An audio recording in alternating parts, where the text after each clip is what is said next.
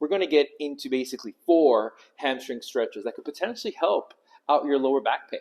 A lot of times we have very stiff hamstrings, and hamstrings there's a correlation with some back stiffness, back pain. So what I want you to do is I want you to kind of start with first the primary hamstring stretch, which is the seated hamstring stretch with 1 foot flexed. And what I want you to do, flex the foot, and I want you to kind of touch your hand to your feet, just a little bit there. It should be a little bit stiff. Now, if you can't go all the way past it, one of the things I'm going to recommend is just try to kind of go here. Try to lean a little bit, right? But eventually, what you want to be able to do is fully extend your arm and touch your feet. Part of the toes, which is definitely fine, right? That feels very good for me. Oftentimes, a lot of people will kind of go here. Like I said, there's no right or wrong when it comes to flexibility, just getting used to your range of motion. So if your range of motion is this is fine. Start working on it, right? Now let's switch to the other side, full extension of the feet.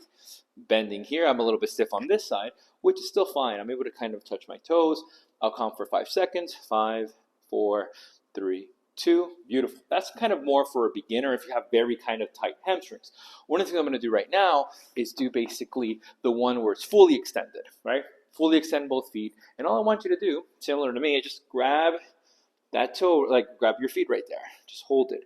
I'll feel a little bit of stress in my lower back, not my lower back, but more my erectors, my QL, and it'll feel very good. Like I said, if you can't do this, try to kind of make it to where it's kind of here. Make your way across to where it feels good.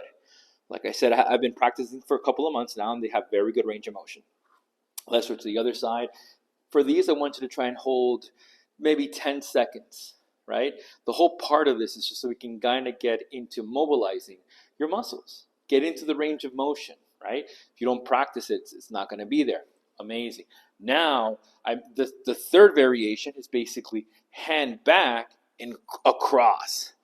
In that position, focus on taking a deep breath in, deep breath out. If you cannot touch your toes, this is fine. Try to make it in a way where you're getting slowly closely. The first time I ever did this, it felt very, very tight. So just keep that in mind. If you can't do it, it's fine. Work on your range of motion. Beautiful. We're going to go the other side now. Hand back right here. Taking a deep breath in, deep breath out. 4, 3, 2, 1. If that feels a little bit too easy, do both feet. Try to lean a little bit more. Try to get that range of motion. Let's go the other side now. Similar, right? You want that twist of the back. The back is lengthening out. Now, one of my favorite ones is the last variation, is touching both toes right here with both hands.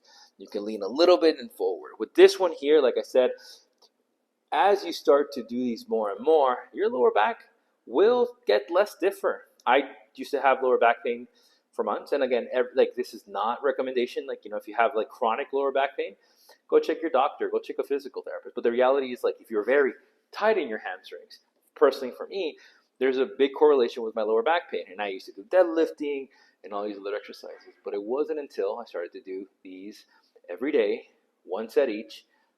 I would say, 1 set each, around 3 times a day, that my lower back started getting better and better and better. But thank you for watching. Subscribe. See you next time.